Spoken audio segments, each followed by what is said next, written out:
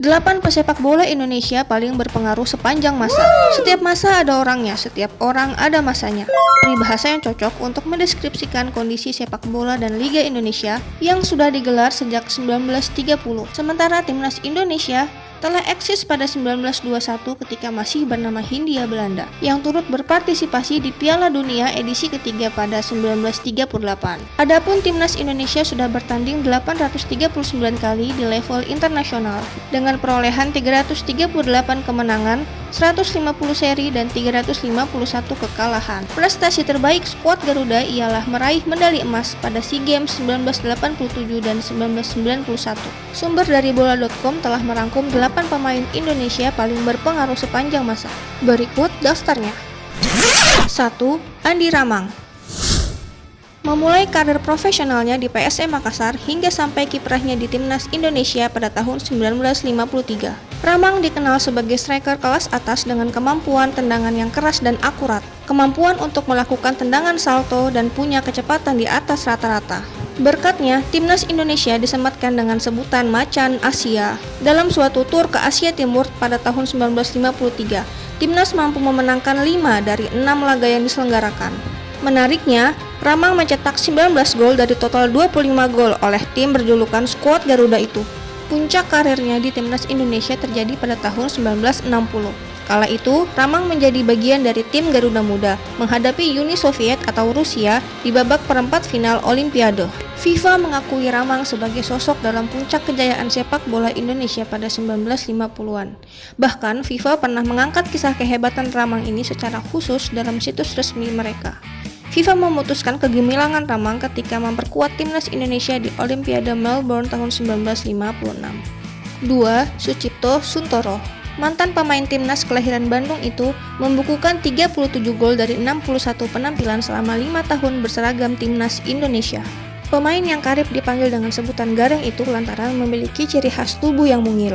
Satu momen yang masih membekas adalah ketika Gareng mencetak 3 gol ke gawang Werder Bremen ketika Timnas Indonesia melakukan tur Eropa. Setelah pertandingan, pelatih dari tim Werder Bremen yaitu Herb Brocker terkesan dan menawarkan Sucipto untuk bermain di klubnya. Prestasi terbaik yang diraih Timnas Indonesia saat Gareng menjabat sebagai kapten tim di antaranya adalah juara Piala Emas Aga Khan 1966 dan Piala Raja 1968.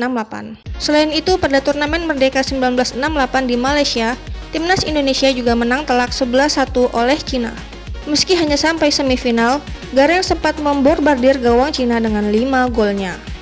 3. Iswadi Idris. Pemain asal Aceh ini kerap disebut sebagai pemain serba bisa. Ia kerap menempati posisi sayap kanan dan paling berbahaya ketika melakukan akselerasi dari sisi sayap. Kondisi tersebut tak lepas dari kecintaannya terhadap olahraga lari. Maklum, awalnya Iswadi Idris tak berminat menjadi seorang pesepak bola.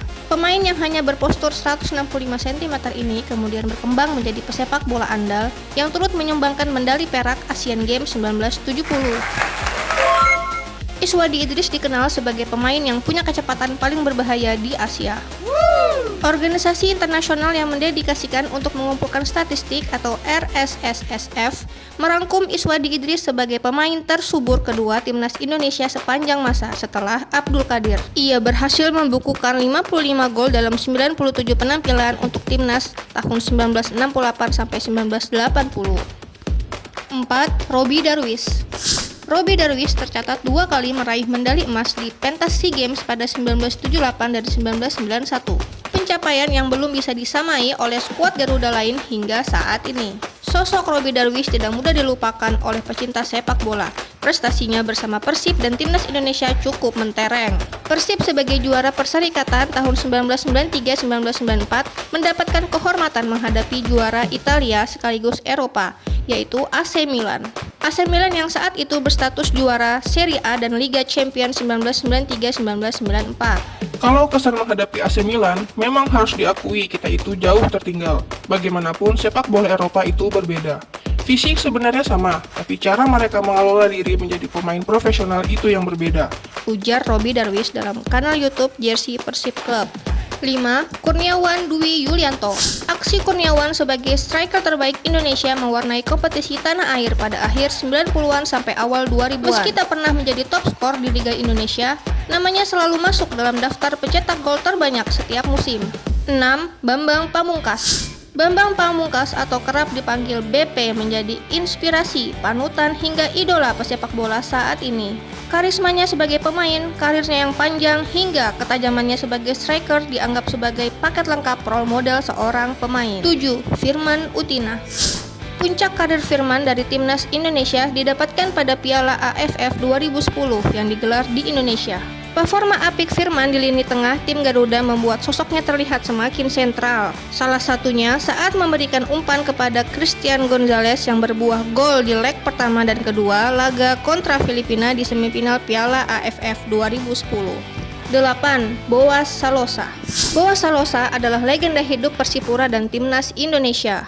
Dia telah membela tim berjulukan Mutiara Hitam dan skuad Garuda itu sejak tahun 2000-an. Boas pemain istimewa, di usianya yang masih sangat muda, permainannya terlihat amat matang, kata pelatih timnas saat itu, Peter Witt.